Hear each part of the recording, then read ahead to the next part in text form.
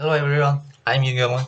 In the previous lecture, we talked about one of the most important ideas in economics. Economics is not really the study of money, it is the study of human choices. But today, we are going to ask a deeper question. Why do humans even need to choose in the first place? Why can't we simply have everything we want? The answer is simple, because the world has limits, and this idea is called scarcity. Today, we will talk about scarcity, opportunity cost, and why these ideas are at the center of all economics. Let's begin. Imagine a world with unlimited everything: unlimited food, unlimited money, unlimited time, unlimited energy, unlimited land.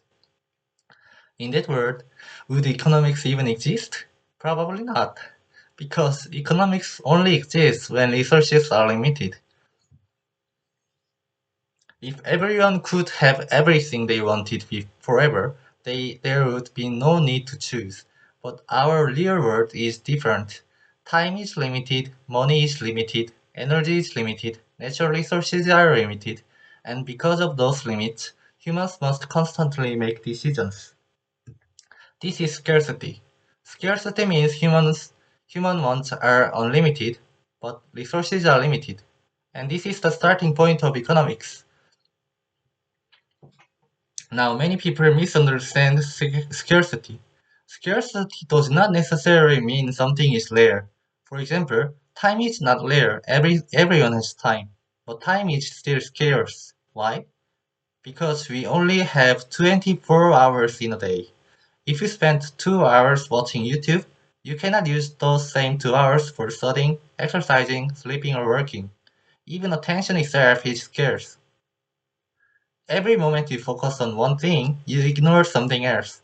This means scarcity is everywhere, and because scarcity exists, choice becomes unavoidable. Now let's move to one of the most important concepts in economics: opportunity cost. Opportunity cost means the value of the next best thing you give up when you make a choice. For example, suppose tonight you have two options. You can study economics or you can play video games. If you choose video games, what is the cost? Not just electricity, not just money. The real cost is the studying you gave up. The lost opportunity is called opportunity cost. Every decision creates another possibility that disappears. And this applies to almost everything in life. Suppose a government has $1 billion. Should it build hospitals or schools or military systems or roads?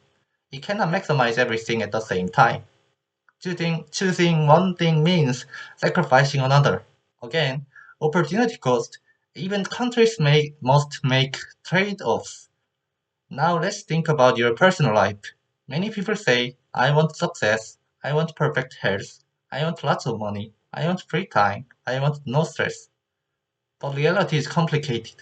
Sometimes achieving one goal requires sacrificing another. A student who studies 6 hours every day may sacrifice leisure. A person who works overtime for money may sacrifice free time. A company that lowers prices may sacrifice profits. Trade-offs are unavoidable, and economics helps us understand those trade-offs more clearly. This is why economics is deeply connected to reality. Economics is not just theory, it explains everyday life.